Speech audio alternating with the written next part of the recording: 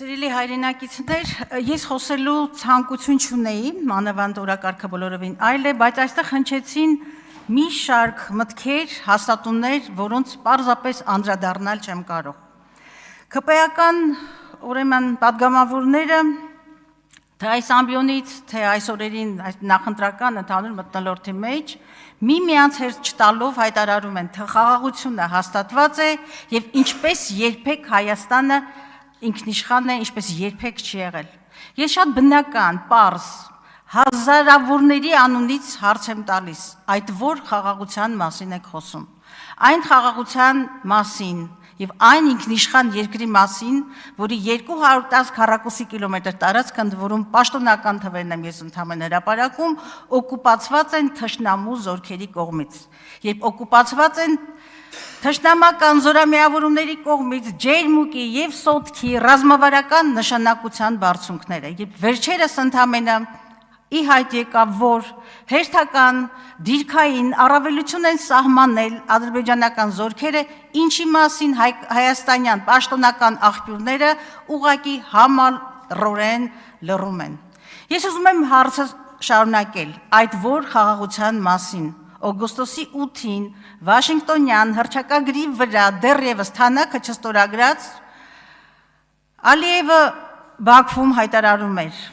Արևմտյան Ադրբեջան հայեցակարգի մասին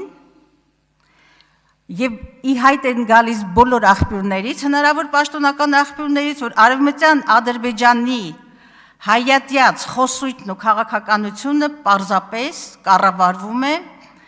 Ալիևի վարչախմբի կողմից եւ բուն իր աշխատակազմի կողմից եւ հրահանգվում է նաեւ այդ նախագահականի կողմից։ Եթե դուք չեք հետևում լուրերին, ես հաճույքով իհարկե այդ անունները չեմ ուզում այստեղ հնչեցնել, բայց Ադրբեջանի պետական ֆիլհարմոնիկ օրկեստրը կատարում է Երևանի հիմնը եւ դա կատարվում է նաեւ պետական համերգասրահներում։ Ձեր ականջները իհարկե խուլ են եւ ձեզ դրանք չեն հասնում։ Ես ուզում եմ նաև հարցնել, թե որ խաղաղության մասին է խոսքը։ Այն խաղաղության, որի զուգահեռ Բաքվում ընթանում են խայտառակ դատավարություններ,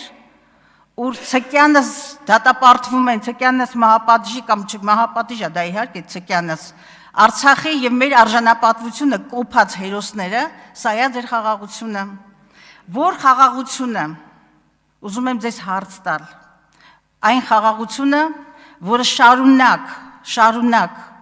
Ադրբեջանի բոլոր պաշտոնական խոսույթներում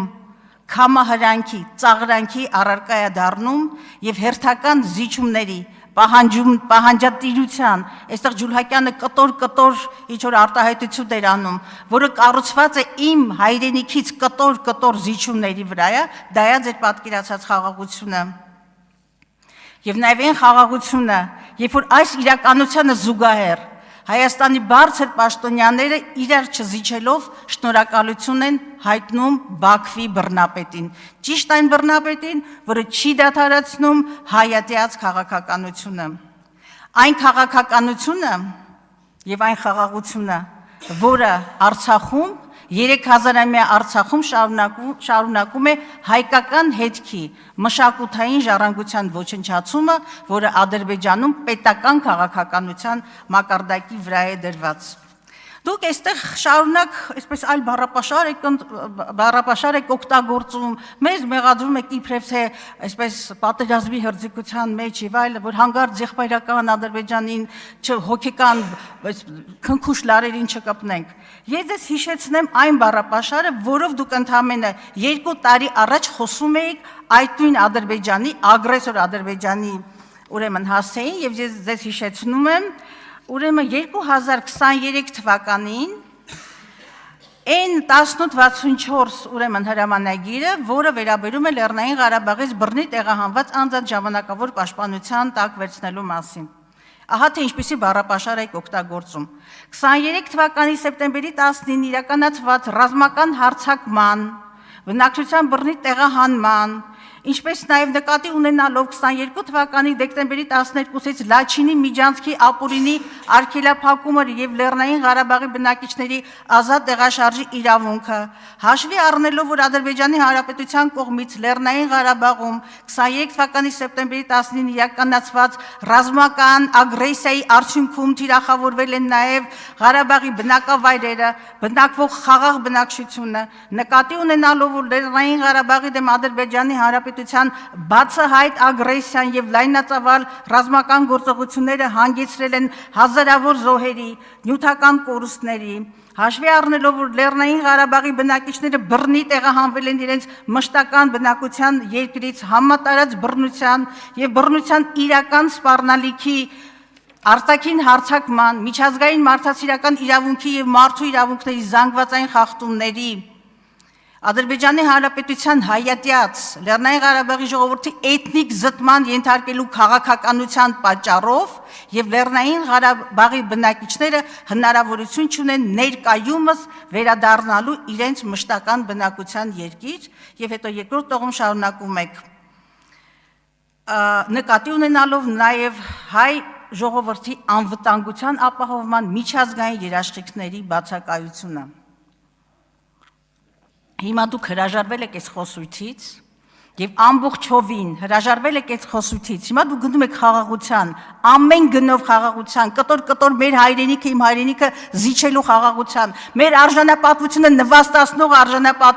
արժանապատվությունը ոտնատակ տվող խաղաղության սա խաղաղություն չի սա միակողմանի Ադրբեջանի եւ Բաքվի կողմից թելադրված պահանջների միակողմանի կատարում է ընդ որում ես ձեզ հիշեցնեմ նաեւ Նիկոլ Փաշինյանի խոսքերը, որը ասում էր, կարծեմ 18 թվականին, միակողմանի զիջումները կապիտուլյացիա են եւ ուրիշ ոչինչ։ Սա ձեր առաջնորդի խոսքերն են։ Իսկ հիմա դուք եկել եք այստեղ եւ լեգիտիմացնում եք ձեր քաղաքական թիմը եւ ձեր առաջնորդը, դուք լեգիտիմացնում եք էթնիկ զտում, որը ինքնին ցեղասպանություն է։ Ես ձեզ ուզում եմ նաև մի բան էլ հիշեցնել, դուք շարունակ մոռանալով եք ձեր խոսույթը, այս է ձեր պաշտոնական խոսույթը։ Եվ պատմությունը արձանագրում է այս խոսույթը, որ դուք իրավացիորեն, այո, 23 թվականին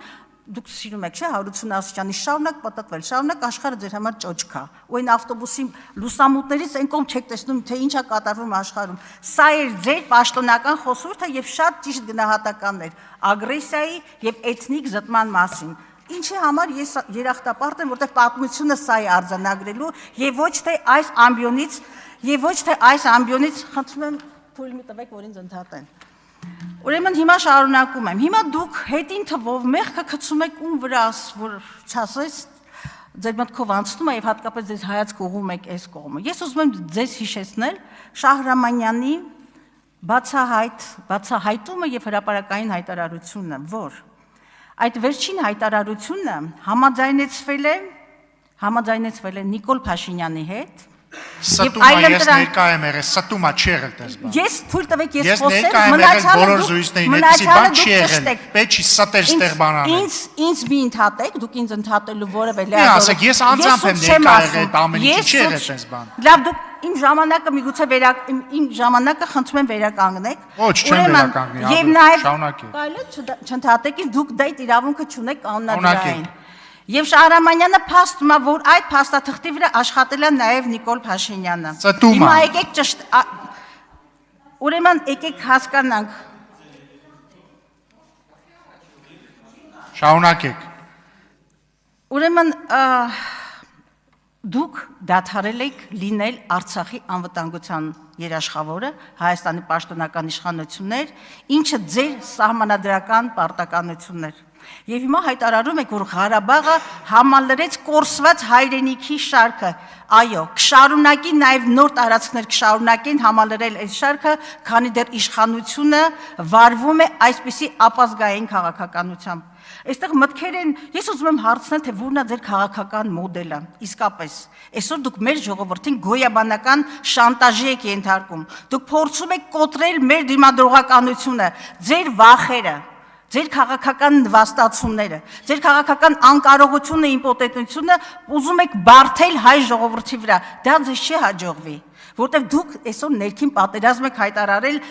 միգուցե ձեզ թվում է թե խաղաղություն եք հաստատել, բայց դուք ներքին պատերազմ եք հայտարարել մեր ժողովրդի նկատմամբ եւ այդ պատերազմի անունն է պատերազմ մեր ինքնության դեմ։ Դուք փակում եք եւ ձգտում եք փակելու երրորդ հանրապետությունը, որտեղ իր բոլոր թերություններով, իր բոլոր նահանջներով հանդերձ ինստիտուցիոնալ երկիր էր, պետականություն ունեցող երկիր էր, որը կարողացել էր պահել արժանապատիվ խաղաղությունը։ Դուք եկաք, սկսեցիք ձեր ժրոկետից, ձեր սպիտակ էջից, որը աղետալի եւ արյունոտ պատմություն է եւ էջ թե մեր պատմության մեջ ցավոք սրտի եւ նաեւ ձեր քաղաքական ուժի ճակատին եւ ճակատագրում, որը երբեք հնարավոր չէ հերքել։ Ուրեմն դուք փակում եք երրորդ հանրապետությունը, ձեզ թվում է, բայց չունեք բանալին, թե ինչպես է կառուցում երրորդ, չորրորդ հանրապետությունը։ Եվ չորրորդ հանրապետության կառուցման ձեր բանալին մեր ազգային նվաստացումն է, մեր ազգային համահայկական իրավունքներից հրաժարումն է, մեր ինքնությունից հրաժարումն է։ Այս տարածաշրջանում միգուցե ձեր պատկերացումների մեջ Հայաստանը ընդհանրապես հաբ է, չնեղացնենք, այո, Բաքվից եւ Ադրբեջանից թելադրված օրակարգով դուք ուզում եք Հայաստանին վասալացնել։ Սա Հայաստանի թրքացման ծրագիրն է, մեր ինքնության հաշվին։ Եվ ես իմ ամենադաժան երևակայությամբ չէի կարող պատկերացնել, որ մի օր այս ամբիոնում Արարատը մերն է թե մերը չի, չգիտեմ Ամարասը մերն է թե մերը չի, կամ Դադիվանքի հարցականով կարելի է խոսել այդ մասին։ Ամուր։ Ավարտեք։ Թող 1920 թվականին Դաշնակցությունը Արարատը չկորցներ, որ հիմա չքննարկենք, մերն է թե մերը չի։